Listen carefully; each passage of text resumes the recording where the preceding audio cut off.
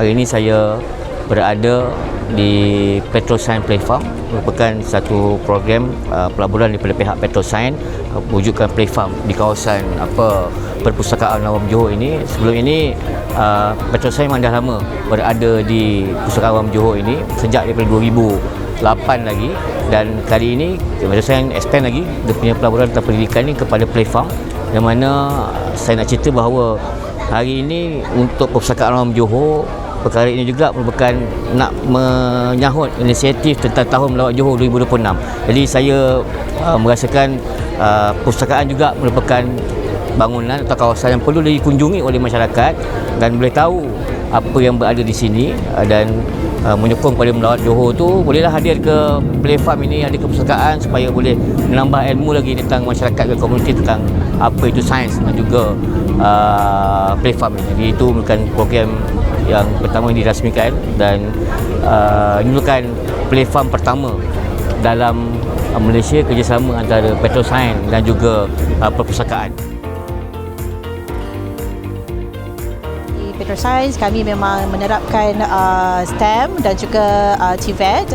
Okey, so kami pasti yang ada antara kita punya anak-anak ni dan pengunjung yang berminat STEM melalui pertanian.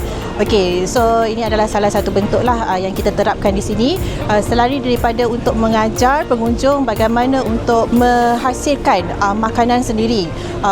Aspirasi kami adalah daripada food security, di mana kita pernah ada mengalami konflik kekurangan sumber bekalan makanan. Okey, so ini adalah cara untuk kami didiklah pengunjung untuk menghasilkan makanan sendiri secara lestari.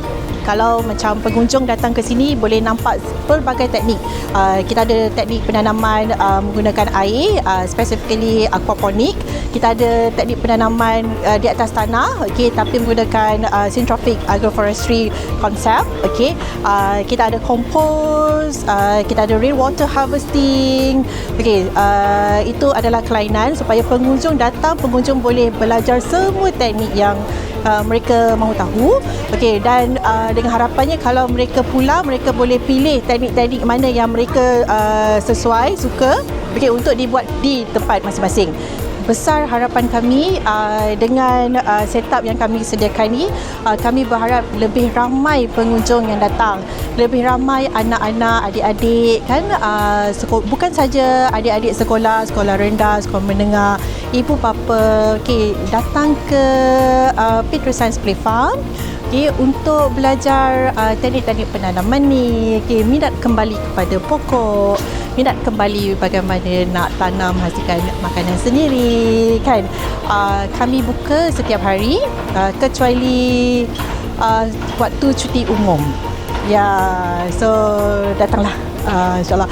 Kerana Petroscience Playfarm ni adalah buat masa ni hanya ada di Johor Bahru saja.